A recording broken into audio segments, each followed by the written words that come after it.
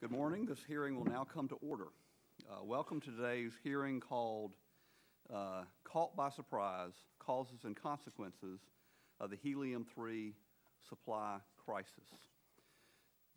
5 months ago, this committee held a hearing that examined technical problems in the development of the Domestic Nuclear Detection Office, DNDO's new generation of radiation portal monitors called Advanced Spectroscopic Portals, or mercifully ASPs. Among the issues that the subcommittee had expressed an interest in, or we had heard about as a potential problem, was the effect of a reported shortage of helium-3 and whether that was affecting the ASP program or might affect it. And at that hearing, Dr. Bill Hagan, the acting director of DNDO, who is with us again today, testified that because of the shortage of helium-3, that the White House 2 months earlier had barred DNDO from using helium-3 in radiation portal monitors. We would have liked to have known that before the hearing, but we found out about it in the testimony at the hearing, not the prepared testimony submitted in advance, but actually in the oral testimony at the hearing. It was a surprise to us. Also, the principal contractor, the prime contractor, Raytheon, had a witness here who also was learning about it in the oral testimony at the hearing. We have since learned that both the Department of Energy and the Department of Homeland Security should have known several years ago that it would be a disaster to rely on radiation-based equipment that used helium-3 technology. Helium-3 is a byproduct of tritium, and tritium's only purpose is to enhance the capability of nuclear weapons. Until recently, no tritium has been produced in this country since 1988, and the reduction in our stockpile of nuclear weapons guaranteed a reduction in the stockpile of tritium and therefore helium-3. At the same time, or after 9/11, the demand for helium-3 grew exponentially because of the use in radiation detection devices. DOE not only produces and sells helium-3, but is one of the largest consumers through the megaports and second line of defense programs and the spallation neutron source at Oak Ridge. DOE never warned anyone that there was a long-term supply, that there was no long-term supply for all of those uses, and that everyone who used or counted on helium-3 should begin to make other plans, look for alternatives. In 2006, there was only 150,000 liters left in the stockpile, and DOE told Homeland Security that there was enough for 120,000 liters needed for the first phase of the ASP program. The result was that in mid-2008, when commercial vendors began to warn of a helium-3 shortage, DHS didn't appear to take it seriously. It took several more months before there was a government-wide acknowledgement of the severity of the problem. The effects of the helium-3 shortage are real and painful, and not just for radiation detection. Helium-3 also plays a crucial role in oil and gas exploration and cryogenics, including low-temperature physics, quantum computing, neutron scattering facilities, and medical lung imaging research. Important science is on hold in a wide variety of fields, and commercial opportunities for American firms have been lost. Over the last year, the cost of obtaining helium-3 has risen from around $200 per liter to more than $2,000 per liter. For many applications, there are potential alternatives for some work, particularly the cryogenics. There is no known alternative for helium-3. So today we will examine the causes and the consequences of the helium-3 supply crisis with an eye to learn lessons to guide future resource management. We also want to hear about what we are now doing to manage the limited supply of helium-3, to set priorities for access to that stockpile, and the search for alternative sources and alternative gases. I understand the allocations for 2010 have been determined. The gas is being processed and will soon be distributed. Looking back, it is clear that the shortage was inevitable. If DOE had noticed a disconnect between supply and demand, they could have managed the stockpile with clear priorities that would have allocated it to the most important, most essential uses, and led to an aggressive and timely search for alternatives. that might have helped avoid the crisis or mitigate the crisis. Why did DOE not see this coming? DNDO, and also why did DNDO not validate, ascertain that there was enough helium-3 for the ASP program? A cautious and reasonable analysis should have sought a complete accounting from DOE before wagering years of effort, of research, and hundreds of millions of dollars into a technology that depended upon a gas that would not be available. The current efforts of DNDO, DOE, and DOD and other agencies working with the National Security Council staff does appear to be very well organized. Although there are many failures to get to this point, it does appear that all the relevant agencies are doing well now. They're identifying alternatives. They are trying to identify other sources, international sources of helium-3. And it really is a model, as I understand it, for interagency management, crisis management, but the best crisis management is not to have a crisis. And I hope that DOE has learned, and other agencies will learn from this and lead to wiser management of the unique isotopes that they control and distribute. Finally, we obviously were mildly annoyed to learn that the technology that we had been investigating for some time was not going to be used, to learn that in oral testimony. We're also at least mildly annoyed that we've not gotten the documents that we have asked for. The agencies appear to be going through some extraordinary courtesies to each other of letting everybody review everybody else's documents, and there is no legal basis for that. And it may be a courtesy by each agency to the other, but it is discourteous to us. It makes it very difficult for us to do our job. We are not as well prepared today for this hearing as we would like to be and should have been, had the documents that we requested in a timely way been provided in a timely way. You know, and I certainly took the last administration to task for their failures in that area, and I intend to take this administration to task as well. We are leaving, in consultation with Dr. Brown, we are leaving the record of this hearing open today to add additional documents that we receive, a tardy production of documents. And it's very possible if there are questions that we should have asked, had we had those documents, that there will be another hearing. You know, it's not convenient for us either. I am attaching, for the record, 2 letters sent to the subcommittee on the subject. One is from an oil and gas industry representative, and one is from a researcher at the Lawrence Livermore National Lab. The chair now recognizes our ranking member from Georgia, Dr. Brown, for his opening statement. Thank you, Mr. Chairman. Let me welcome our witnesses here today and thank y'all for attending. I wish I could say that I was glad that we're holding this hearing, but unfortunately I'm not.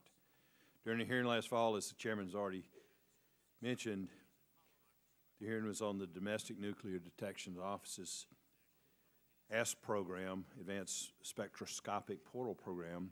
This subcommittee was notified of the state of the nation's helium-3 supply and the shortfalls effects on our national security, particularly in nuclear detection. This by itself was a troubling revelation, but the impact of insufficient helium-3 supplies is not limited to the national security sector. Medical treatments, oil and gas exploration, cryogenics, and other research endeavors have all come to depend upon helium-3 because of its historical abundance as a byproduct of our nuclear weapons program. For years, helium-3 was a cheap and plentiful resource that was ideal for many applications because of its intrinsic properties. Until only recently, the U.S.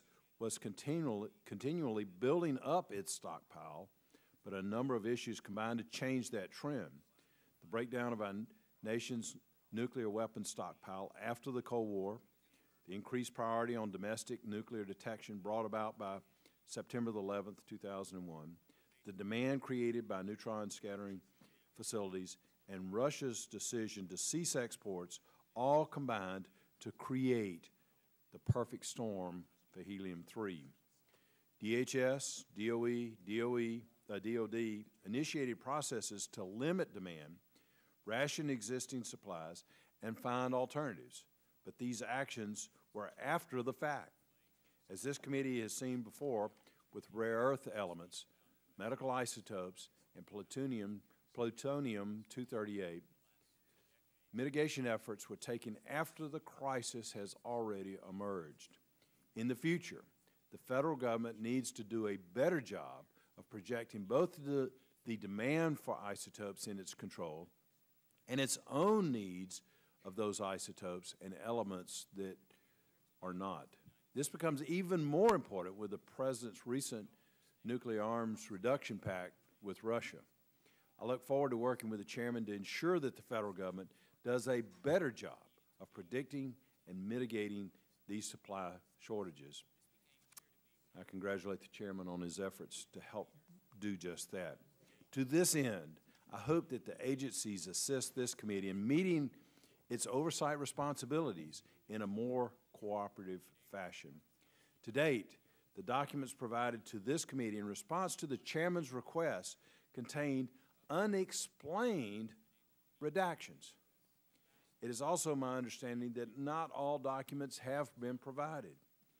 In order for this committee to do its work, the agencies and the administration need to either provide the documents requested or claim a legally recognized privilege so that we can move forward. I hope we'll see some radical changes in that issue. Thank you, Mr. Chairman, and I yield back the balance of my time. Thank you, Dr. Brown. All additional opening statements or any additional opening statements submitted by members will be included in the record.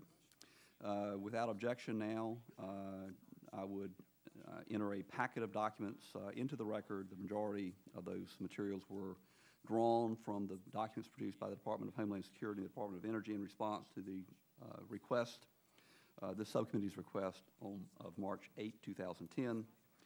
As is our common practice, those materials were shared between the majority and minority staffs before the hearing.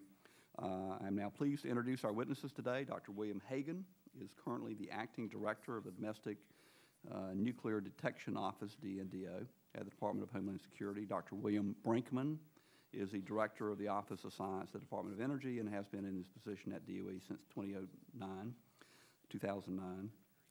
As our witnesses should know, you each will have 5 minutes for your spoken testimony. Your written testimony will be included in the record for the hearing. When you have all completed your spoken testimony, we will begin with questions, and each member will have 5 minutes to question the panel. It is our practice to receive testimony under oath. Do any of you have any objection to taking an oath? The record should reflect that all the witnesses nodded their head that they did not. You also have the right to be represented by counsel. Do any of you have counsel here? And the record should reflect that all the witnesses nodded their head that they did not have counsel present. If you'd all please now stand and raise your right hand.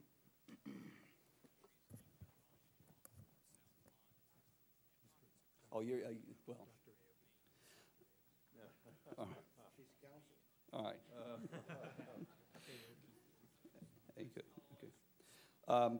Do you swear to tell the truth and nothing but the truth? Okay, thank you. Dr. Aoki's not actually with us. Yes. Dr. Brinkman, could you introduce Dr. Aoki just quickly? So. Mike. I'm sorry. On your microphone, please. This is Dr. Stephen Aoki, who is from the NNSA, part of the DOE, and I want him to be here to represent his half if it needed questions. Okay, well, he's just taken the oath, so not only will what you tell us be under oath, but what he tells you will be under oath as well. You should do that with your staff all the time. I should try it with mine. Don't trust your staff. Mr. Chairman, I ask unanimous consent that we allow Mr. Rohrbach to sit in on this hearing to ask questions. Without objection. Okay, the record should reflect that all the witnesses and the witnesses' helpers have taken the oath, and we will start with Dr. Hagan. Dr. Hagan, you're recognized for 5 minutes. Thank you. Good morning, Chairman Miller, Ranking Member Brown, and distinguished members of the subcommittee. On behalf of DNDO, I would like to thank the committee for the opportunity to discuss the helium-3 supply. My testimony today will address the following points: what was done at the beginning of the Advanced Spectroscopic Portal program to ensure there was adequate supply of helium-3, how we became aware of the shortage of helium-3, how we responded to it, the impact of the shortage on DNDO's programs, and the status of the work to identify alternative neutron detection technologies. In the past, helium-3 was a relatively low-cost commodity, and its use has increased greatly in recent years. This increased demand was driven largely by the expanded use of large radiation portal monitors that are being deployed around the world. An RPM consists of a neutron detector using helium-3 gas in tubes and a gamma detector using a plastic scintillator. In addition, helium-3 is used in scientific research and medical and industrial applications. Unfortunately, as the demand was rising, the supply was declining. The current and future helium-3 supply will fail to satisfy the demand of interagency partners and the commercial sector. In February 2006, as DNDO was planning for the Advanced Spectroscopic Program, program staff contacted DOE to ensure adequate supplies of helium-3 for up to 1,500 systems over 5 years. At that time, there was no indication that the supply of helium-3 would be problematic. Similarly, vendor responses to the ASP request for proposals showed no concerns over the availability of helium-3 to meet manufacturing needs. DNDO first became aware of the potential problem with helium-3 supply in the summer of 2008. However, it was unclear whether the problem was a result of delays in the supply chain or an actual shortage of helium-3. In the fall of 2008, DOE issued a report verifying the existence and seriousness of the overall supply shortfall. In February of 2009, DNDO took the lead in forming an interagency helium-3 integrated product team, or IPT, with participation of major users of helium-3 for neutron detection applications. The IPT aimed to assess the true impact of the shortage and to ensure that the most critical government and commercial programs would receive helium-3.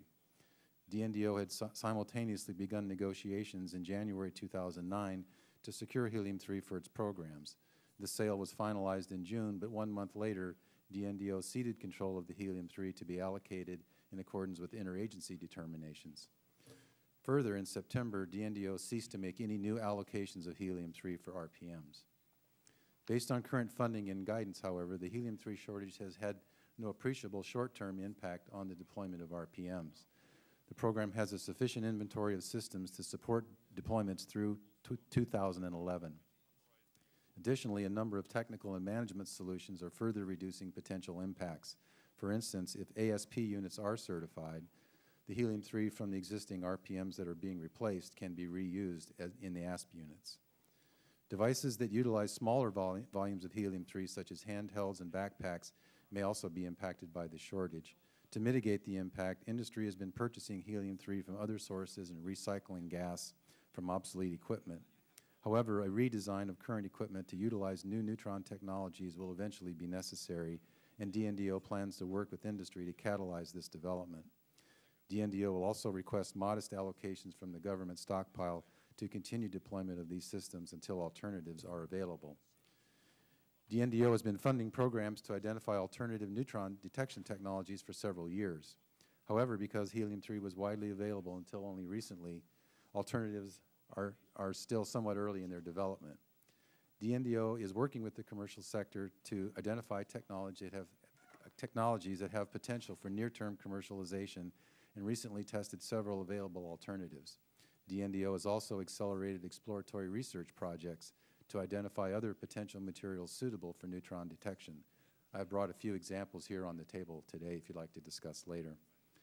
My testimony has outlined the course of action DNDO took to initially ensure the availability of helium-3, when we became aware of the shortage, the steps we took in response, the impacts of the shortage, and the alternative technologies under development. Chairman Miller, Ranking Member Brown, and members of the subcommittee, I thank you for your attention, and we'll be happy to answer your questions. Thank you. Dr. Brinkman, you are now recognized for 5 minutes. Thank you. Thank you, Chairman Miller, Ranking Member Brown, and members of the committee.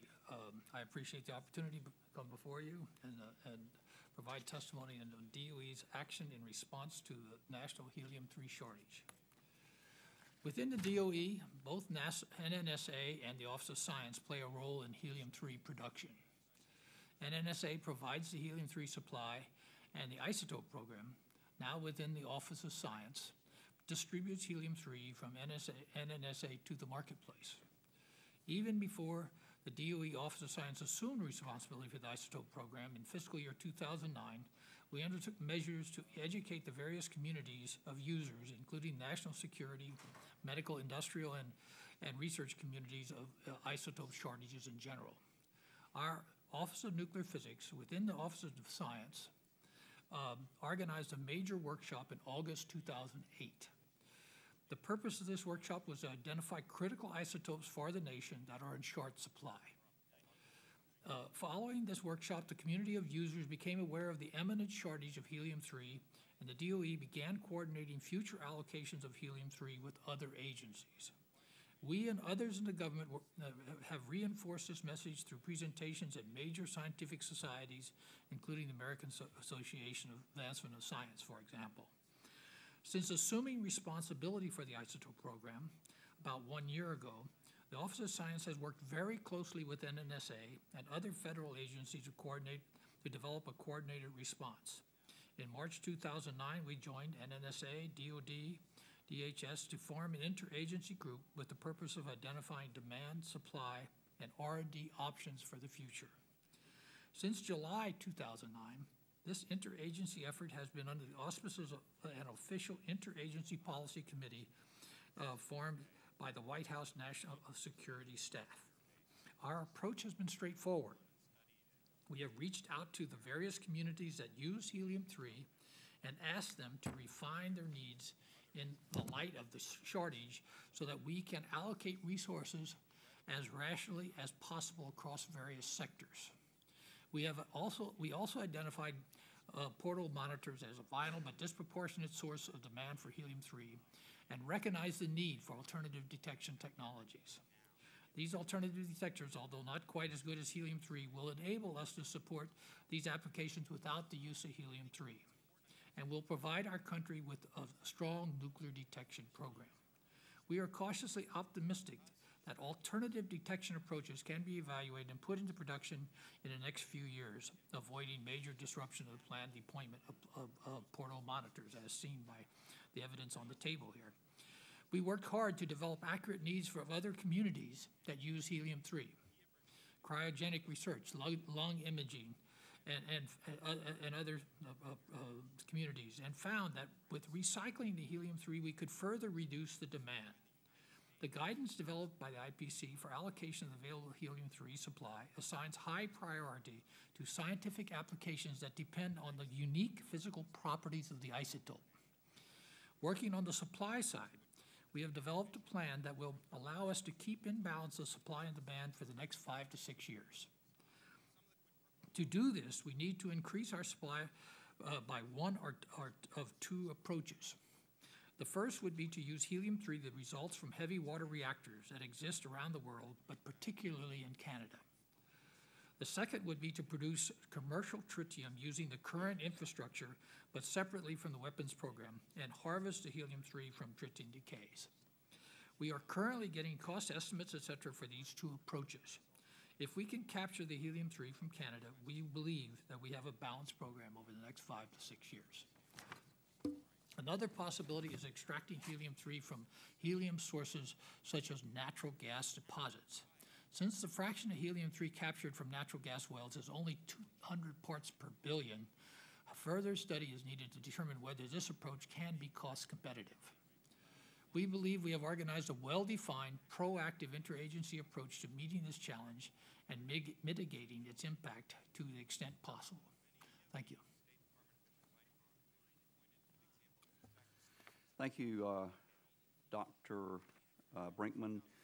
We will now begin with our first round of questions, and the chair now recognizes himself for 5 minutes. Dr. Brinkman, I know that you joined DOE in 2009, so the obvious criticisms don't apply to you personally.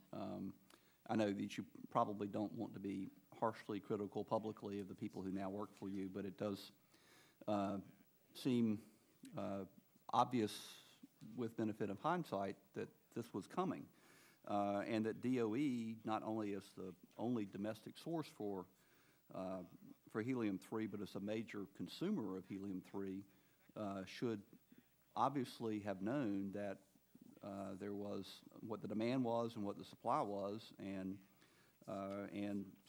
seen this coming. And even apparently DHS, we might fault them for not being more aggressive about assuring that there was a sufficient supply, apparently did inquire, and DOE said no problem.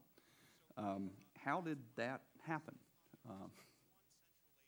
As you point out, I wasn't around to witness that happen. The only thing I can say is that at the time, the Russians were putting a lot of helium-3 onto the market, as well as the DOE, and I think that confused the picture somewhat as to what was actually going on in the marketplace. And it was only about 2008 when people started to really realize what was happening, and then the Russian source dried up. And so there was a sequence of events that had happened there that I don't want to defend the situation, because it is unfortunate that this wasn't recognized earlier, but there was a sequence of events there that led to some confusion. You mentioned earlier that you've now had a conference on isotopes, rare isotopes. Although it doesn't, I know that helium-3 was discussed at that. It doesn't appear that the participants in the conference came away with a oh crap kind of feeling about it. There was an understanding that there was, some shortage, but not quite the crisis.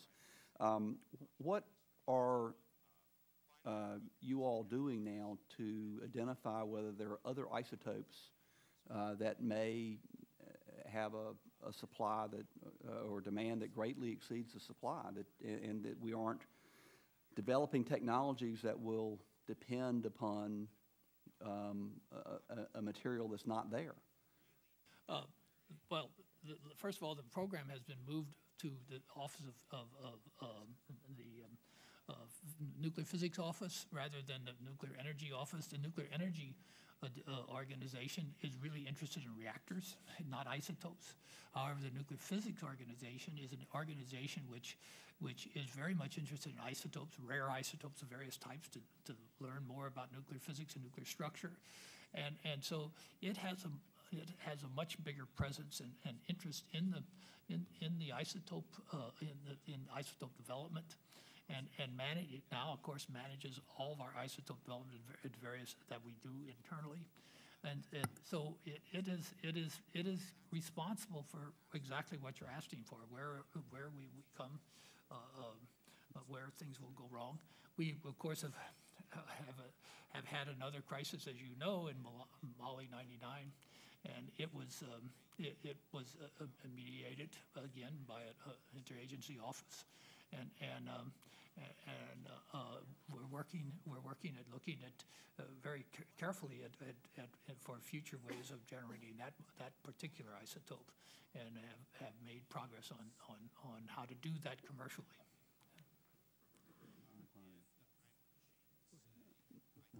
Chair now recognizes Dr. Brown for 5 minutes. Thank you, Mr. Chairman. Coming back to Dr. Brinkman, you mentioned Molly 99 is a problem. Helium-3, obviously, from this hearing is a problem. How about other isotopes? Have y'all have you identified other isotopes that are susceptible to similar shortages? And if so, what other technologies should we be utilizing to seek alternatives to those isotopes? Those are the only two known to me that we have to worry about. But we certainly have gone through. We have a report in which we've gone through all the different isotopes that are used commercially and looked to see whether they are in short supply, or and what we need to do to supply them. So we have a full report on that, and we've gone through all of them. These two are the ones I know have created crises anyway. I don't believe we're in trouble on any others. Are you continuing an inventory on an ongoing basis of those, just make sure that we do not have a repeat of what we're having on helium-3? We'll sure try to. I certainly hope so.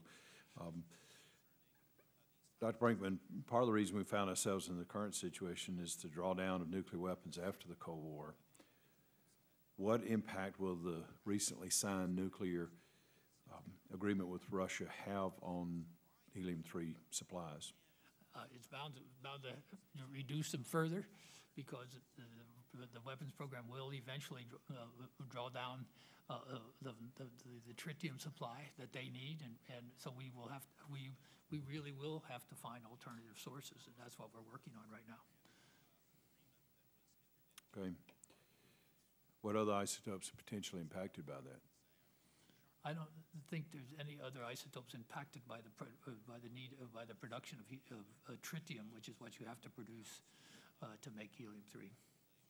All right, sir. Are we the only nation that provides helium-3 for IAEA monitors? Presently, that's true. Is the U.S. bound by international agreements to supply helium-3 to the IAEA? You'll answer that. Well, the U.S. is not bound by international agreement, but traditionally we have been the primary source of supply for the IAEA Nuclear Safeguards Program. One of the things that we have done has been, as the magnitude of the problem has become clear, we have encouraged the IAEA to actually pursue supply from other countries. In particular, Russia would be one place they could go look, possibly some other countries. But we have really made sure that the IAEA is aware that we are probably not going to be in the position that we have been in the past to be the primary source of supply or the sole source of supply for this material. Okay, very good. Dr. Hagan, after helium-3 alternatives are developed for neutron detection, do you believe that further testing will need to be done at the Nevada test site to verify the system? You're talking about alternatives to helium-3? Yes, sir. Yes. I would think that we would do that. We're testing we've tested some systems already at Los Alamos using relevant sources. With the type of, some of these detectors, you can test them without having to actually use special nuclear material. You can use other sources of neutrons. So it kind of depends on the particular technology. But if it's appropriate, and we would certainly do that. And that will be an ongoing basis? Oh yeah. Okay, very good. How about the cost and schedule and impacts on that? The cost of testing or cost of development of? All of it. Well, I've got 47 seconds. Okay. Yes, sir. No, I have 47 seconds. Okay, so fair enough. You can take what you need. Good point. All right. The costing varies, of course, with each technology. So we have some that are more near-term than others. Some are longer-term. And so I can't really give you an answer for all that. We have approximately within DNDO, and there are other projects going on elsewhere in the government, but within DNDO we have some 24 projects to develop alternatives. On the average, I would say those are probably $1 million a year. Well, that's probably too high. $500,000 a year, in that range for the development. The testing, as I said, would depend on what type of sources we would need. If we could get by with a so-called Californium source to test for thermal neutron detectors, that could be done relatively cheaply and quickly. If we have to go to NTS or places where there's special nuclear material, that's very expensive. That's multi-millions of dollars and many months. Okay, thank you. Thank you, Mr. Chairman. I yield back. Thank you, Dr. Brown. Chair recognizes Ms. Dowkin for 5 minutes. Thank you, Mr. Chairman. Dr. Brinkman, how much money is the DOE spending to support the work being done by DNDO for looking at substitutes or other areas of research? Well, I don't know that we're spending so much money on this. We are, of course, interested in alternative detectors, too. And we have this second line of defense, but I don't know the amount that second line of defense program is spending on alternative detectors at this time. I just don't know that number. But that's one of the places where we're spending money. In addition, one of the major users of helium-3 has been our neutron scattering and neutron experimental program at SNS at Oak Ridge. There we we see some very big numbers that were needed, but there's now an international community of people to do those kind of experiments, and they're looking at alternative detectors too. So there's a fair bit of activity on the alternative detectors in a very broad base of work. Yeah. So you don't have any idea what you're spending? I mean, can you get back to me on that? Or Yeah, we could get back to you on that, but I think Steve will have an answer to that on the NNSA side. Yeah, there is a research and development program within the National Nuclear Security Administration that includes funding for nuclear detector development, and which has now prioritized the identification of new neutron detection technologies that would provide a substitute for helium-3. And I think I was told this morning that it's something like $7 million a year, but I would want to confirm that and get back to you. If you could confirm that and get back to me. And so as you make that a priority, what happens to funding for other pieces within that? Well, clearly one has to make some choices, and right now, because of the time urgency, I think there's been a decision by that office to try to accelerate the work on the neutron detectors. Obviously, there are possibly other detection systems that may therefore receive somewhat lower priority. And do you see that as being any kind of an issue going down the road, similar to where we're at right now with the helium-3 issue? I think, clearly, if one had no budget constraints, it would be nice to do all of these. Well, we do have budget constraints. But since we do have budget constraints, we have to make these choices, and this is one choice we've made in response to the current situation. Okay. Dr. Hagan, I was interested in your statement that DNDO was funding programs to look at alternative neutron detection technology prior to even knowing of the helium-3 shortage. I didn't see any, I guess there's no evidence of this in the documents that we received here in the subcommittee, and just wondering what funding of alternative detection technologies you were engaged in prior to 2008, and if you can tell me about those efforts, their purpose, and the amount that was being spent. I would have to get back to you on the exact numbers. I wouldn't want, but it's on the order of a few $1 million, starting in probably 07, 08 timeframe. Okay. And the research was being done because it was you're always looking for better detectors. And so even though helium-3 was not thought to be in short supply, we tend to do R&D to always make things better, or if not better, cheaper. And so that was the sort of the thrust of it, of the early research. And it included, basically there are two common alternatives to detecting thermal neutrons. Instead of using helium-3, you can usually talk about using lithium-6 or boron-10. And so most of the work that was funded early on, not all of it, there's some other techniques. But where was that funding coming from, I guess, is what I'm more trying to get at here. It was from our Transformational and Applied Research Directorate. We had a total funding for that effort back in 06, I believe, was around 70 million, and today it's up around 109. So it's grown with time. And back in where was this research being done at? Oh, I see. Various places, universities, companies, and laboratories, national laboratories, Los Alamos, Livermore. I don't know. I've got the stuff here, but I don't remember exactly. Okay. If you could get back to me on that, that would be great. I'd appreciate that. Okay. I know it's probably more information than you can really, any of us could keep in our Sure. heads. So Yeah. I appreciate that. I yield back. Thank you. Thank you, Ms. Dowkemper. The chair recognizes Mr. Bilbray for 5 minutes. Mr. Chairman, with your pleasure, I'd like to yield to the senior member of this panel, Mr. Rohrabacher from the great city of Huntington Beach. Actually, Mr. Rohrabacher's not on this panel, but he's recognized, I think, without objection. I thought it was a unanimous consent. He meant okay. the senior member of the surfing caucus is what he really meant. I think he just meant the oldest one here. That's good. To be blunt, I want to be nice to him while he's still around. All right, there you go. The demand that we're talking about for helium-3 is how much per year now? I'm looking at.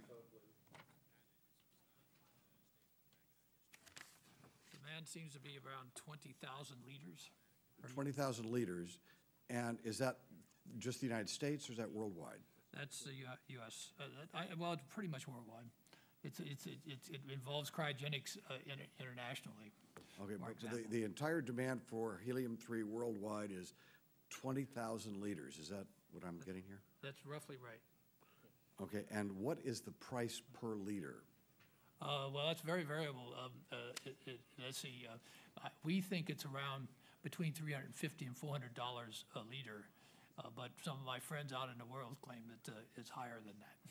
Okay, so. But it's certainly not more than 1,000 at this time. Not more than 1,000, not less than 300. That's right. All right, got it. And how much does a liter of helium-3 weigh? Let's see, a liter is roughly 1/20th of a mole, so it probably weighs 3 grams divided by 20, so it's what is that? What is that? 0.06 grams or something like that. You tell me in pounds. I'm sorry. It's pounds. Oh my goodness, it's way less than an ounce. Less than an ounce? Yeah. Way less than an ounce? Quite a bit. Well, does anyone here have a more accurate figure on that in terms of the weight? The editor hit faster than I can at the moment. Yeah. Wait. Gram helium-3. What? What is the weight? A gram of helium-3 is 7 liters. Yeah, a gram of helium-3, but he wants it in ounces. In ounces.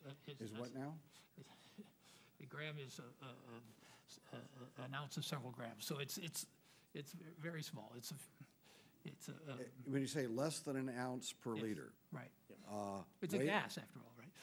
a half an ounce or closer to a full? Oh, it's probably less than around 1/10 of an ounce. I don't know what the number. A tenth of an ounce? I think it in my head.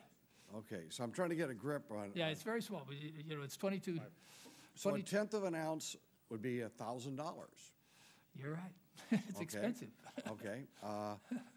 Now, the reason why I'm trying to get to this is that we do know, and by the way, I've appreciated the testimony talking about the alternatives that we have and recycling and alternative approaches and et cetera, and also the concept of maybe getting this out of natural gas and seeing if we can explore that avenue.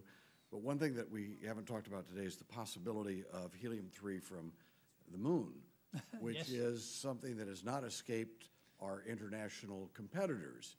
Now, if we're talking about $1,000 for a tenth of an ounce, and this is in what form at that point? Is it liquid or is it gas at that point? At room temperature, it's obviously a gas. It's only a liquid at extreme low temperatures of few degrees Kelvin.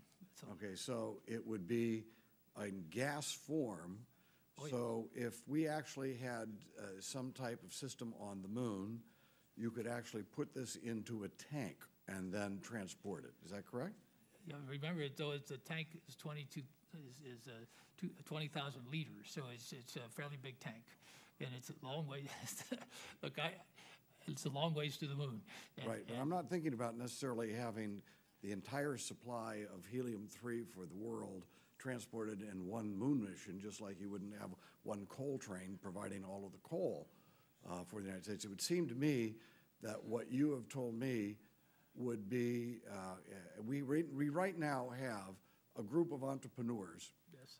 who are trying to decide what space programs, projects they will invest in that would have a future profit. Right. It sounds like to me that that might be pencil out. Well, you could try that. My own guess would be that I would rather generate tritium at some nuclear reactor and convert it into helium-3 than try to go all the way to the moon to get it. But Well, it depends on what. welcome them to figure out. Okay, let me ask you this: what would the cost of that be? We don't really have an accurate number for that yet. That's where we are. We're working both. Could that also be up to $1,000 A liter. a liter? It could well be. Could well be. Mr. Chairman, I would just suggest that in the world that we live in today, considering that we did go to the moon, all those many decades ago, You'd like to go to the moon again? That's that we good. might actually have a reason to go back to the moon if this could be done successfully. Well, let's be a little careful here, right? Remember that at $1,000 a liter, that's only $20 million a year for the business. So it's not a very big business. Mr. Chairman, I think we ought to have a Codell to go check that out, and I want to sign up, so. You want to go? And none of us weigh as much as what you'd be bringing back.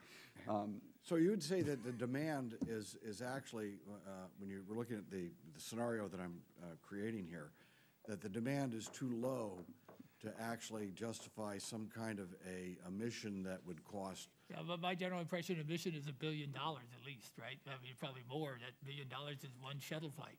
And so if you... Well, that's when the government's doing it. The administration's trying to privatize this now. Hey, more power to them. Mr. Rohrbacher's time has Thank you expired very not quite much. as gloriously as it used to, but Chair recognizes Mr. Davis for 5 minutes. Well, we have one of the folks who will testify later that I really wanted to introduce, and so for that reason I will hang around, but I would like to yield my time back to you or to any other member of our, on the majority side. I will accept that time just to ask one question of Dr. Brinkman. You said that the whole supply of helium was complicated by the fact that some was coming from Russia. It seems odd, although we are now trying to develop a better relationship with Russia than we had with the Soviet Union, a subject near and dear to Mr. Rohrbacher's heart. They still are not our exactly BFFs. We are kind of natural competitors with Russia, not best friends forever. And it seems odd that we would rely upon Russian supply for something so obviously critical to our national security needs. But I think they don't, let's see, I'm sorry, I'm not familiar with all this, but I believe they dumped their helium-3 onto the market, not through our government. Okay. And did you have any idea of how much more there was, how much more helium-3 there might be coming from that source? I mean, obviously there was a mistake in not seeing this coming. Yes. But it's odd that the supply from Russia did in fact complicate the ability to see this coming quite so much, particularly for something so obviously critical to national security needs. It's just one of the things that I would not want to claim that was the only driving factor in this crisis at all. Okay. But it was certainly, it's played a role. But that way. Okay. What's that? Actually, Mr. Rohrbacher used up Mr. Bilbray's time. And now I will be. And now you've got your own Bilbray. time. All right. Thank you, Mr. Chairman.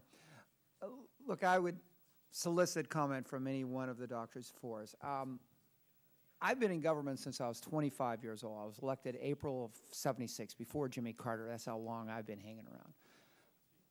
And the one thing that's become very obvious to me is those of us in government, in our quest to try to stop people from doing wrong, we have legislated ourselves into a position to where so often we stop people from doing good and correcting.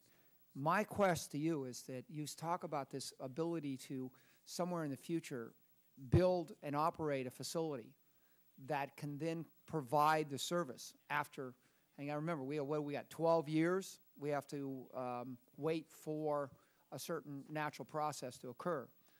Do we have any plans? Have we cited? Do we permit?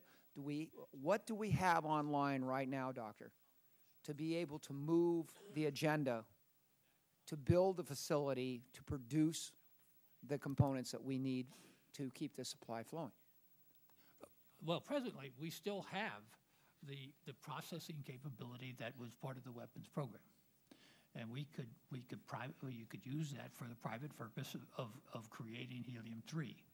The issue is, where do you get the helium, the tritium that you could use in that process? The process is available to us, and that's the big issue is what the source is, and even in the case of the source, we could go back to irradiating samples in reactors in this country. That's the way it was done in the weapons program, and create the tritium and let it decay. And if My question is, we could go back. Right. But where and has it been permitted? Is it legal for these facilities to go back and do that now? Have we made it, is the regulatory process allow them to go back, and have we cited this? Because it's one thing to say we need to do this or we should do it. It's another thing when we sit there and say, yeah, we ought to do it, and come the 11th hour, we block it from getting a permit to go into operation. We've seen that with this issue for the last 30 years. I do not know of any legal blocking of this. The issue the main issue with this approach is just how much it's going to cost, because it looks like it's expensive. How many facilities do we have in the country that makes it? The way the process used to work is we have used various reactors to create the tritium, and then everything it was moved to Savannah River, and Savannah River did the processing. Okay, is this? Gentleman's time has expired. We do have a second panel, and we probably have votes at 11:30 or so. Dr. Hagan, there seemed to be something you were burning to say. Thank you. I appreciate that. I just wanted to comment that in addition to going back and making more helium-3 through other means, and I also wanted to answer a question from my own congressman, so I live in your district. I wanted to be able to say that.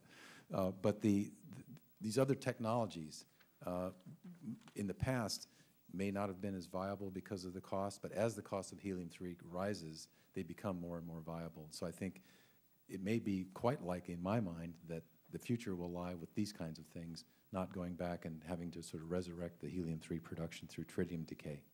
Thank you. All right. Thank you. We will now take a short break and have our second panel. Thank you. And I want to obviously thank this panel for your testimony today. Thank you.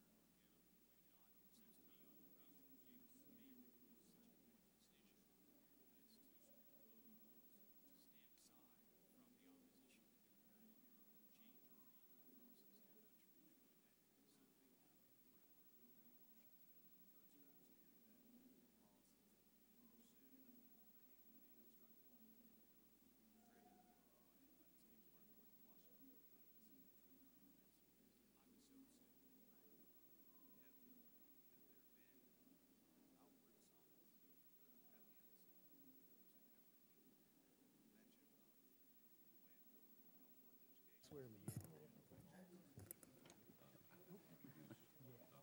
I will. Thank you. And we are back.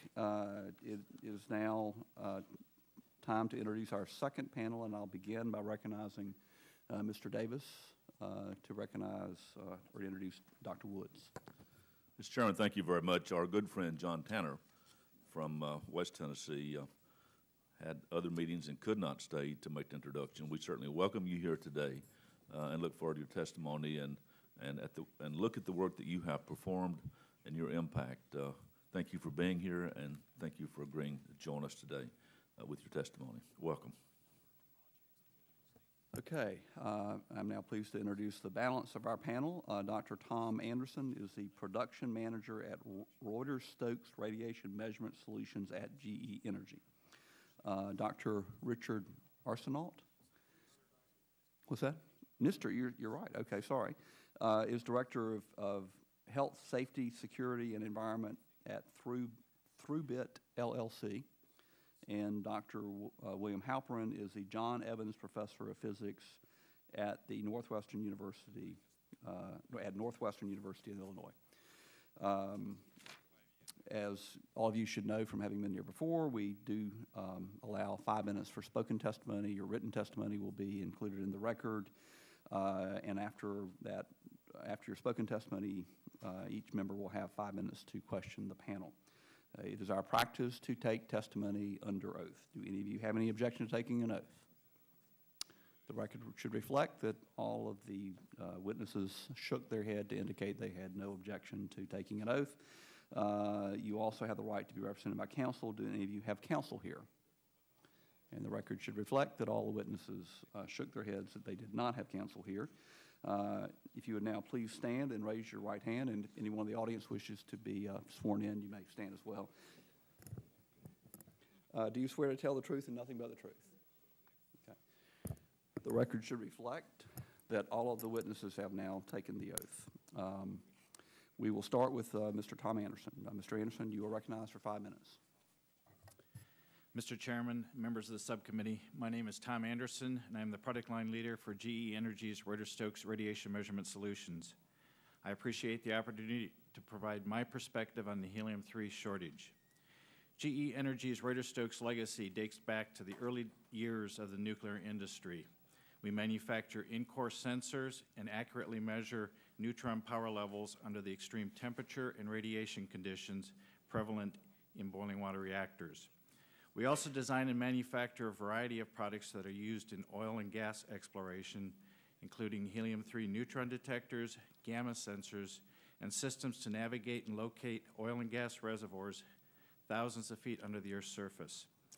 We also use helium-3 to manufacture neutron detectors for homeland security, nuclear safeguards, and neutron scattering research facilities.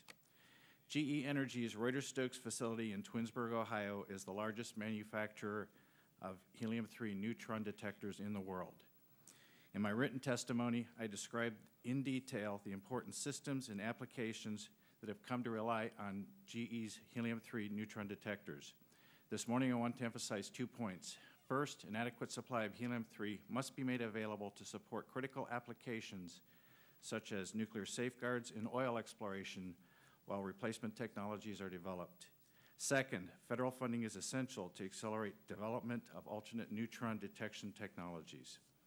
The need to act is critical. The Department of Energy's helium-3 reserves have been depleted to approximately 50,000 liters. To put this in perspective, GE has purchased over 100,000 liters of helium-3 from the DOE since 2003. Since 9/11, GE has manufactured over 40,000 helium-3 detectors which support homeland security and nuclear safeguards programs. DNDO and the integrated project team have played a key role in responding to the helium-3 shortage. I believe DNDO is exploring the most practical options available to produce helium-3. Short of planning a trip to the moon, as was discussed this morning, to mine helium-3, the most promising near-term prospect is to accelerate work with the Canadian government to harvest the helium-3 from the tritium storage beds at Ontario Power Generation. Expeditious recovery and processing of this gas could be used to sustain helium-3 detectors for applications such as oil exploration and nuclear safeguards while replacement technologies are developed. As we look for additional supplies, it is critical that the federal government strengthen its support of research and development for alternative technologies. There is currently no drop-in replacement technology, and as many as 6 different technologies may be required to support the neutron detection needs in various applications I just described. GE is well on the way to completing development of a boron-10 neutron detection panel for radiation portals used in Homeland Security. This required considerable investment by GE and will involve significant facility and process modifications. I have personally been involved in over 10 new technology and product development programs during my time at GE. Not all have been successful. If I leave you with one thought today, it would be this. It is one thing to invent a technology to solve a problem, but it is an entirely separate set of challenges that industry faces to then take that science, craft it into a product that is scalable in form, fit, and function, that can operate over the full range of environmental extremes, a product that is reliable with relatively long service life and minimal maintenance requirements, a product which thousands or even tens of thousands can be manufactured at a reasonable cost with quality and consistent performance. The magnitude of these challenges illustrates the need for federal investment. We must develop new technologies and maximize available helium-3 supplies to avoid being caught, again, by surprise. Thank you for inviting me to testify today. I look forward to your questions. Thank you. Mr. Arsenault is recognized for 5 minutes. Chairman Miller, Ranking Member Brown, members of the committee, my name is Richard Arsenault. I'm the Director of Health, Safety, Security, Environment, along with being the Corporate Radiation Safety Officer of ThruBit LLC, which is a Shell Technology Ventures Fund 1 portfolio company formed in 2005. Today we offer logging solutions based on a unique patented ThruBit deployment technique that provides significant advantage in many applications. We're a small company taking this new technology from proof of concept to commercial introduction with aspirations to grow into a much larger company. I've been involved in the oil well logging industry since 1979, starting out as open-hole wireline engineer in West Texas, and later got involved in the development of logging while drilling in 1982. Neutron wells can be logging. Wells can be logged by wireline logging or LWD logging, known as logging while drilling. There are a number of formation measurements that are taken. When a well is logged, neutron logging is one of the primary measurements taken when a well is logged. The neutron measurement provides hydrogen located in the pore space of the formation, and the porosity is determined from neutron count rates, and the detector is within the logging tool. The neutron measurement is a primary gas indicator, which helps delineate gas and oil-producing zones, along with providing porosity of the formation. Both wireline and LWD tools will, in most cases, have a long space, short space helium-3 detector, which are located at different distances from radioactive sources mounted in the logging tool. Helium-3 detectors are used with either americium-241 beryllium or californium-252 radioactive sources. The importance of helium-3 supply to the oil industry is critical. Crosses into numerous sectors of the industry. Helium-3 is used in almost all the entire neutron detectors incorporated in downhole tools in our industry. The neutron count rate measurement, from which the porosity measurement is derived, is used in oil gas reservoir evaluations. Even small areas of the neutron measurement can make a difference in whether a reservoir is commercially viable or not. Oil and gas exploration within the U.S. is a vital part of our national security and lessens our dependence on foreign and oil and gas. Shortage of helium-3 is starting to impact our entire industry. As rig counts increase, the request for well log increases, which require more tools and the service to be in service ready to go. Large companies can take stockpiles of tools not in service during the slowdown in the last 2 years and put them back in service. Smaller companies, which have less of a stockpile of tools not in service to pull from, are unable to do so. With small companies such as ThruBit trying to increase our market penetration, creates an extra hardship on limiting our ability to grow and bring new technology to the marketplace. Large companies have financial and human resources to pursue extensive research and development and looking to potential alternatives in detector technologies. Smaller companies are not as fortunate. They cannot afford extensive research and development. The commercial viability comes into question along with their ability to sustain their business.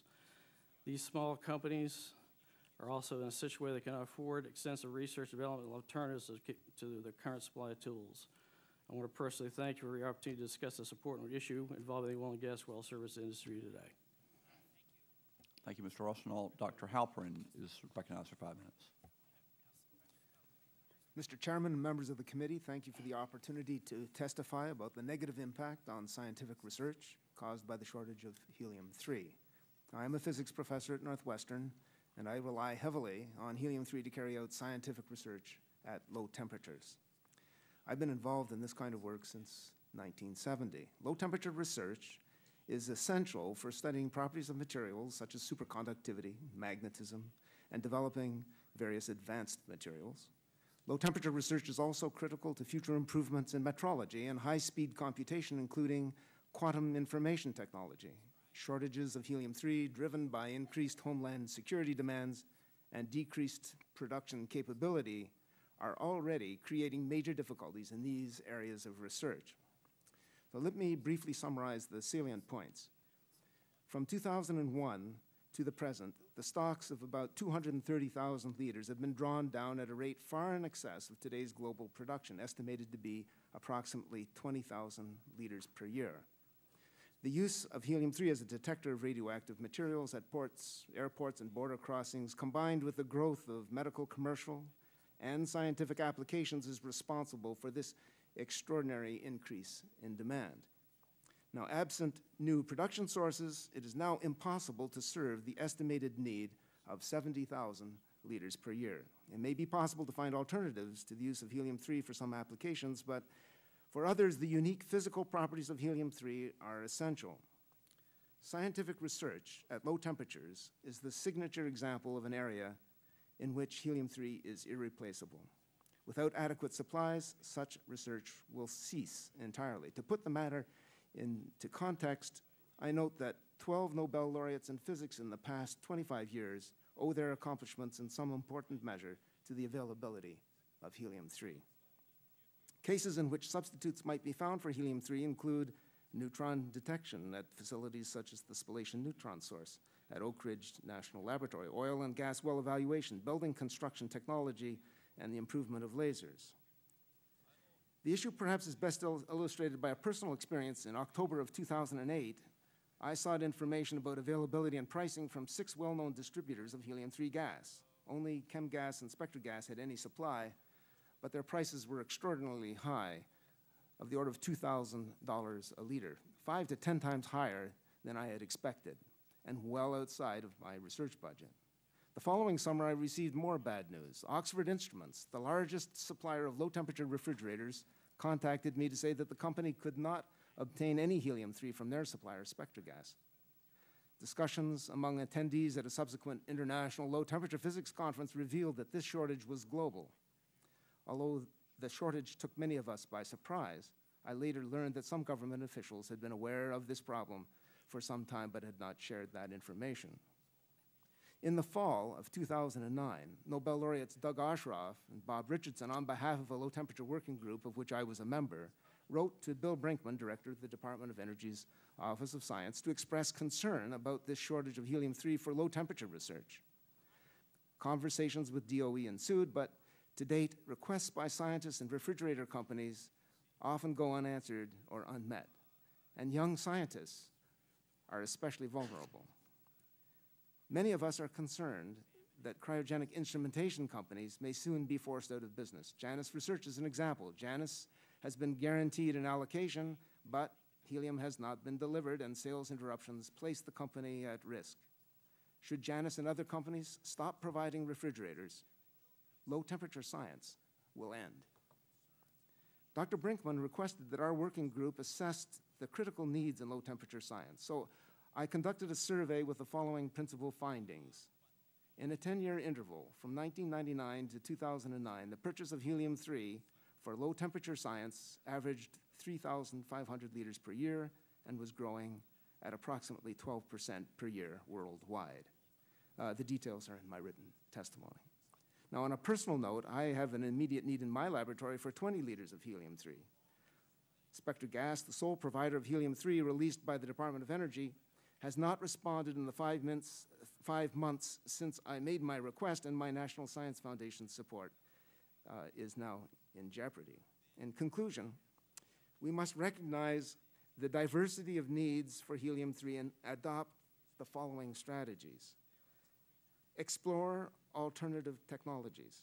Establish effective communication among all the stakeholders. Implement recycling and conservation. Redesign critical need instrumentation to be more efficient. And finally, develop new sources of helium-3. I would be pleased to answer your questions. Thank you, Dr. Halpern. Dr. Woods for 5 minutes.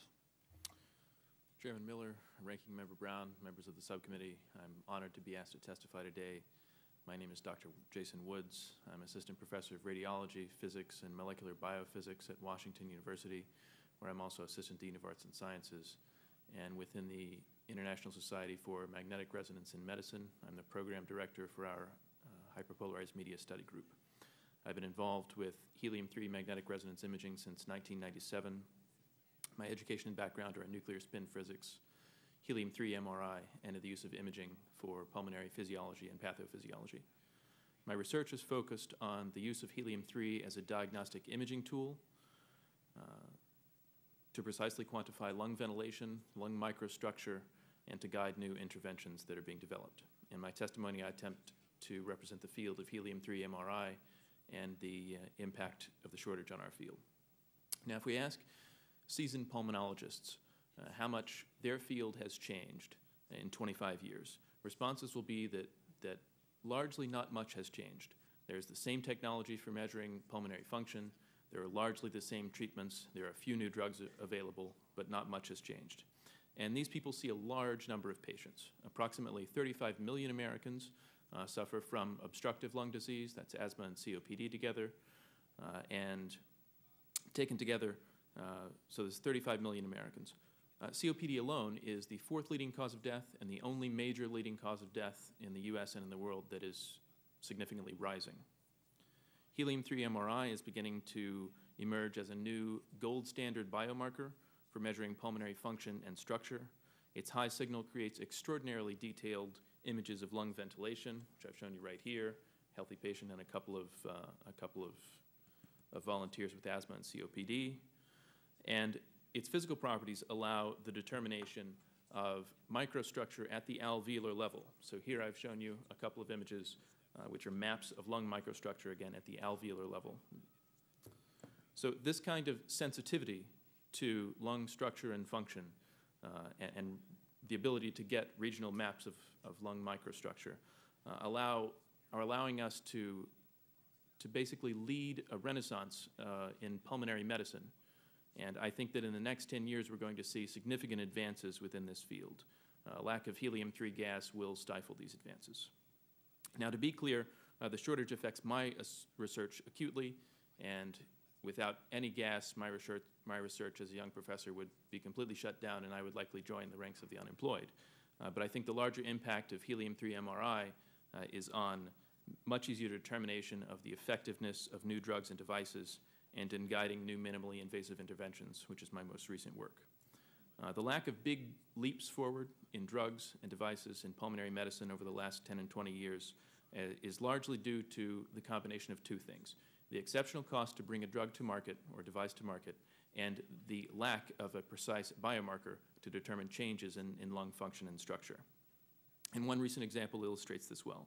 In 2007, GlaxoSmithKline released results of a study entitled Toward a Revolution in COPD Health, or TORCH. The total cost of the study was $500 million for 6,000 patients with moderate and severe COPD. And in this case, the endpoint was final. It was death from all causes. It ranged from a high of 16% to a low of 12.6%. And they wanted to answer the question, does Advair reduce mortality by as much as 20%? And unfortunately for GSK, the question remained entirely unanswered because there was a 5.2% chance that the difference between the groups occurred randomly, and the maximum accepted value is 5%. So by my calculation, if we had used helium-3 diffusion MRI that our group has developed as a biomarker and as an endpoint, then 6,000 patients would have turned into approximately 500 patients, and the $500 million study would have turned into a $50 million study, saving $450 million, and the question of efficacy would likely have been answered. And this is just one example of the significant impact that I think that helium-3 MRI will have. I firmly believe that helium that we use is 100% recyclable, and we can begin to do this in the next few years with a commercially viable recycling scheme. And from my perspective, the most important thing that I want to communicate to you today is that without approximately 2,000 liters of helium-3 for our imaging community per year, we will basically curtail this revolution in pulmonary medicine, which is currently in progress. Thank you, Dr. Woods. I now recognize myself for first round of questions. All of you have described your uses for helium-3. All of you obviously have relied upon technologies or have helped used or developed technologies that assumed the availability of helium-3. The only domestic supplier was the Department of Energy. Were any of you advised by the Department of Energy, by DOE, of any future shortage of? Mr. Anderson? Mr. Chairman, we'd had discussions with the Isotope office who was distributing helium-3 through the years, going back to the first auction back in the 2003 timeframe, and we were not aware of any shortages. At the time, we were under the impression that to understand exactly how much helium-3 was available might be, you know, sensitive information because of the nature of the generation of it. Right. Anyone, Mr. Arsenault? No, we were not notified. We've been relying on our vendors to let us know if there's any supply problems. Okay. Anyone else? Dr. Halpern? Yes. In the case of cryogenics, 8 months ago, no one speaking on behalf of that entire community summarized at a recent conference. There was no knowledge other than anecdotal from the marketplace, nothing from the DOE specifically, and to the present date, nothing from the DOE. Okay. Dr. Woods? No, we were not notified by DOE. Our information came directly from the marketplace. Okay. Dr. Brinkman, we've heard that probably the current use of helium-3 that is going to be the hardest to find a substitute for is cryogenics. Is there any substitute in your work in cryogenics? I'm sorry, Dr. Halpern is what I meant to say. There is absolutely no substitute. The reason is that it depends on the very interesting physical properties of helium-3. Below 1 degree Kelvin, the range of materials and applications below the temperature of 1 degree Kelvin are not accessible unless you use refrigerators that depend on helium-3 and use helium-3. Okay. I'm assuming that none of you are in a position to manufacture tritium or really to engage in any kind of research for alternatives. Do you have a sense of whether there should be research into manufacturing helium-3 if there is no substitute, or finding alternatives, whether that is something that should be funded by some agency of the government? Mr. Anderson? Mr. Chairman, we have responded to a request for information from the Department of Nuclear, the DNDO, with regard to processing helium-3 from natural gas. So we have looked at it. We do have a organization within GE that has a capability to explore that. Okay. Anyone else? We can go down and have Mr. Arsenault. We're a small company, 70 employees, so we don't have a very large R&D group, so we cannot pursue that. We have to use detectors, incorporate them in our tools. Our tools are 2 1/8, the smallest in the industry, so we have limited geometry. So we have to rely on technology that is existing to use it, and it's used throughout the whole industry. Dr. Halpern? Yes, I just mentioned that it turns out in cryogenics there isn't an alternative based on quantum mechanics, but the agencies could help extensively by supporting communication among all of those who are involved, such that planning at the base level as well as in the agencies can take place, and this does not exist at the present time. And furthermore, the agencies, meaning the research agencies, could help significantly in recycling and conservation, or funding suggestions for recycling conservation. Dr. Woods, you may answer. You're not required to answer. Well, Chairman Miller, thank you. By my estimation, approximately 30% of the studies that are currently underway with helium-3 may be replaced with xenon-129, but that technology is still under development, and some grants from the NIH or from NSF for development of xenon-129 would facilitate the transition of some of those studies to xenon-129. Chair now recognizes Dr. Brown for 5 minutes. Thank you, Mr. Chairman. Mr. Anderson, in your testimony, you state that, quote, federal research funding is essential to supplement private sector efforts to accelerate development of replacement technologies, unquote. Why is federal R&D essential when there is a clear and sizable market demand ready to pay for alternative technologies? It's a fairly significant endeavor to research these products. The first one, the boron-10 solution we're working on today, is come at quite a significant cost to GE, and there is a fairly large market there. But as you start looking at the neutron scattering applications, the oil and gas applications, and the nuclear safeguards applications, the technology development there is going to be very, very significant. I don't even know at this point what that's going to involve. And then again, to commercialize that into a product that can be fielded is going to be very significant. So without funding, we'll do what we can do, but it would certainly help accelerate our development programs. But in the private sector, isn't this part of the cost of development? Why can't it be rolled into the cost of just doing business? Just roll into the cost of what you're doing. Again, we have to look at the cost benefit when we decide to engage in those programs. And for instance, the nuclear safeguards program, although it's incredibly important, is still a relatively small program. All right, sir. Dr. Woods, in order to mitigate demand for helium-3, guidance was issued to no longer allocate helium-3 for purposes that would lead to further increases in helium-3 demand. As a physician, I certainly appreciate the research that you're doing, and treated a lot of patients with COPD and asthma and other things that you're trying to find us some better diagnostic as well as treatment modalities. The use of helium-3 for lung imaging was just beginning to take off. What would happen if helium-3 became so effective for medical purposes that demand increased? Clearly, if helium-3 were used as a routine diagnostic imaging tool in the clinic, then the total demand for helium-3 within the medical imaging community would increase. My opinion is that the technology is more likely to be used in efficacy testing and in saving money for bringing drugs and devices to market, and then in guiding interventions. And so by my estimate, our community can probably survive on approximately 2,000 liters per year, given that we would recycle 100% of the helium that's inhaled. So you're saying that you don't foresee an increase in demand above that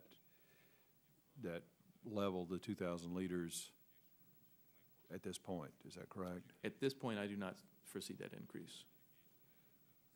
Okay, so if you had that amount of supply, then through recycling efforts, then it could be reutilized and recycled, and that you wouldn't need any further increase in the supply of helium-3, as far as what you know right now. Is that correct? Correct, assuming that we had the approximately 2,000 liters per year. Okay, so if you were supplied that demand, we would need not be searching for alternatives, but you don't have that demand. Is that correct? Correct. I mean, you don't have that demand met. So should we be seeking alternatives at this point? I think that we should be seeking alternatives in the same way that they were always seeking alternatives for diagnostic imaging. the main alternative, the only alternative, is xenon-129, and I see it as an alternative in only 30, 40, 50% of the studies that we can perform, and that's mainly ventilation. Okay, and how about negative impacts of xenon? They exist. Xenon has an anesthetic effect, and so you have to limit the dose. I don't think that that's going to be a significant impediment to breathing in xenon, and the fact that xenon absorbs in human tissue can be used to advantage in certain scenarios. All right, Mr. Chairman, my time's up, and I'll yield back. Thank you. Thank you, Dr. Brown. Ms. Dowkemper is recognized for 5 minutes. Thank you, Mr. Chairman. Mr. Anderson, you testified that there's no, no drop-in replacement technology for helium-3 detectors. And what application do you think replacement is the easiest, and which area is it most difficult? Certainly the easiest is the radiation portal monitors, and that's because you have a lot of space, and the measurement requirements are, you're just trying to detect whether neutrons are there. As far as the most difficult, that's going to be very difficult. It's going to come somewhere between, I believe, between oil and gas potentially and neutron scattering. Well, for oil and gas, you have very high temperatures, very high shock conditions, and you have to have a very good ability to detect a neutron signal.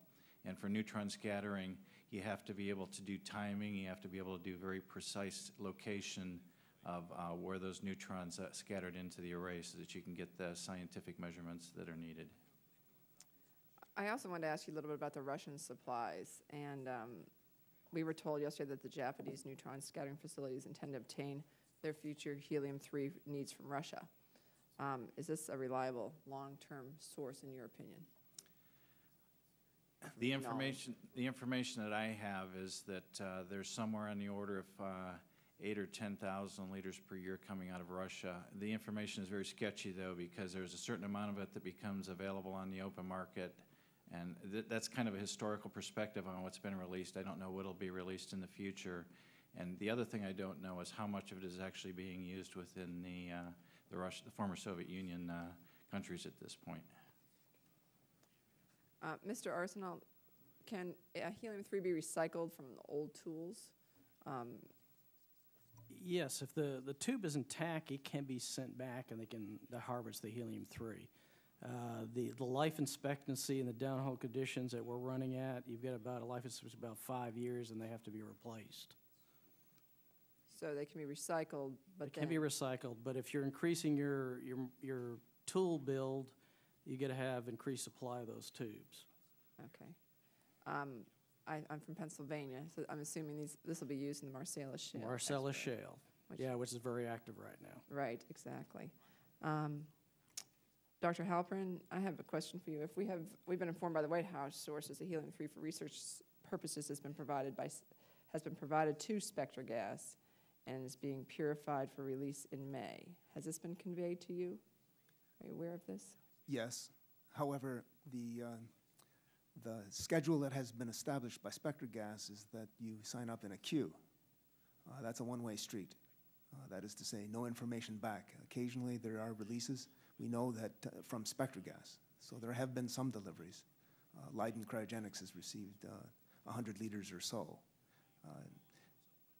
But the majority of those who are users, including other cryogenic instrumentation suppliers, including also Leiden Cryogenics, do not have any word back as to whether the helium-3 gas will be provided even when they're in the queue.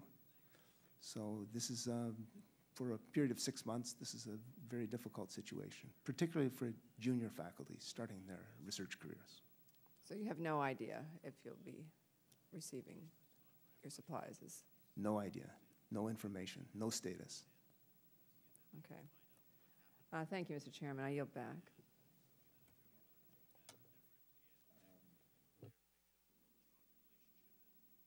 The chair now recognizes Mr. Rohrbacher for 5 minutes. Thank you very much. And Mr. Chairman, let me begin by suggesting, Mr. Chairman, that you are to be complimented as soon as he gets done getting it from Dr. Brown. Mr. Chairman, you are to be complimented for bringing this hearing today and bringing forth a great panel of witnesses and discussing an issue that may be obscure to a lot of people, but obviously has tremendous implications. So thank you, Mr. Chairman, for putting this together today. About the oil and gas, how much do you use of this helium-3? How much does the oil and gas industry use? I don't have an exact amount, how much is used. You know, a manufacturer would have to provide that, but, you know, every neutron logging tool has 2 detectors, and you've got several small companies and 4 very large companies that provide this service around the world, not only in the U.S., so it's a very large fleet of tools that are being used. You know, manufacturer would have to provide the number of tubes that are being sold and what volume of gas is being in each tube, but I believe it's about less than 1 liter per tube, if I remember right. Okay, now you say 1 liter per tube, we're saying about per time you drill? Well, no, each detector is approximately 1 liter of helium-3 per tube, as I recall. Each tool would have 2 detectors. And typically when you go out to a well, you'll have 2 tool strings that you bring to a well. So you've got 2 tools, which means you've got 4 detectors per job. So on those you're tools. using at least 4 liters per job? Yeah, and the average life expectancy, we're running at 300+ degrees, harsh downhole conditions, a lot of shock and vibration. So the best life you're typically getting out of them is about 5 years, and they have to be swapped out. Okay, so we're talking about and nationally and internationally, that's yeah, it's nationally and internationally. It is a very significant product to the production of yes. of energy. Yes. And shale oil in particular, is that what you're well, involved in? Marcellus Shale is very active right now in drilling. There's a lot of drilling going up there. There's a lot of shale plays throughout the U.S. that are very active right now. Okay. If they open up the Atlantic, Continental Shelf, Eastern Gulf, you will see a very... Got it. Okay, Yep. so we're talking about more and more. Now, already, we've noted that Dr. Helprin said that he was buying it at $2,000 a liter. Now, I'd like to go back to my questions from the last panel. I think Mr. Chairman, I think the cost factor that we've been given is dramatically lower than the reality of what it costs to produce this material and the value of the material. The fact is that the $1,000 a liter may be based on what it costs right now, meaning if they were trying to say how much does it cost to take natural gas out of a landfill, and all they did was calculate the cost of putting the tubes down and the natural gas that's coming up, well, that doesn't take into account the cost of filling the landfill, all the trucks necessary to produce the landfill, all the digging that made the landfill in itself. What we're talking about is something which is a lot more expensive if we're just taking a look at the cost of actually producing this than $1,000 a liter. I would suggest, and especially as the demand goes up, and Dr. Woods is suggesting to us that the demand, if we are going to save money and we are going to do a job that's necessary to make our health care, you cited one study where the cost went from $500 million to $50 million, that we have got a huge market for this product, and yet we are going through a shortage. Now, I would suggest, and I know that everybody would like to not make light of this, but I have read many people in the field of space transportation suggest that we may have a market here. If you're talking about not $1,000 a liter, but $3,000 or $4,000 a liter, or even less than a liter, what we're talking about, this may well provide the incentive for the type of private sector effort on the moon that would be necessary. Now, I'm not saying that we can do that for today.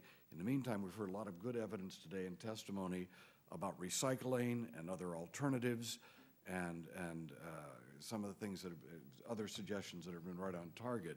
But I don't think we should leave out the potential that space-based assets can be brought to use here on our planet for the very things that we've heard about through testimony today. And I know Dr. Helprin is doing wonderful work for the benefit of humankind, as is in Dr. Woods, and I think that providing energy is certainly an important element to prosperity and a good life for our people, and we have private sector companies trying to do that job. So thank you very much again, Mr. Chairman. You've given us a very good perspective on this issue. Thank you, Mr. Warbacher, for only exceeding your time by 25 seconds, a new record for Mr. Warbacher. I think the IAEA might have something to say about it if we allowed commercial manufacturing of tritium. But certainly the need is very much there. We don't really have time for a second round, but without objection, I do have a couple of questions without having an entire second round of questions. Mr. Anderson, you said you are recycling helium-3. Can you tell us how much you've been able to recycle, and do you have a source of recycled helium-3, and if so, from whom are you getting it, and how much are you getting of recycled helium-3? Yes, Mr. Chairman, we do recycle helium-3, and it comes from a number of different places. In some cases, it would be a customer that may have some detectors that they're not using that would send in. We'd recover the gas and build a new detector for them to the design that they need. Other than that, there's a lot of detectors that are in inactive systems out at the national laboratories and several different places, and we bring those in and recover the gas from those detectors. Also, some of the oil and gas companies have started sending in detectors to recover the gas. And we've recovered well over 1,000 liters at this point. It's a fairly significant amount of gas that's out there that's not being used. Okay. And you spoke also of identifying substitutes. Do you have any idea at all where we can, what we can substitute, when those substitutes will be available in a sufficient quantity to make a difference? Well, for Homeland Security in the portal area, I think that substitute will come fairly quickly, which is very important because it's the largest consumer and it's a very, very important application to protect our borders. Secondly, possibly some of the smaller Homeland Security instruments, because again, you're just doing basic counting, will probably be relatively straightforward.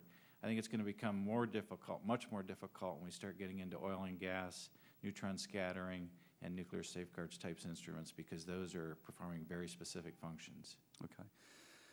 Thank you.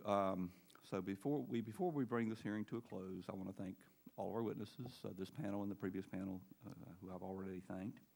The record will remain open, as it usually does, for 2 weeks for members to submit any additional statements, and also remain open for answers to any follow-up questions from the subcommittee to any of the witnesses.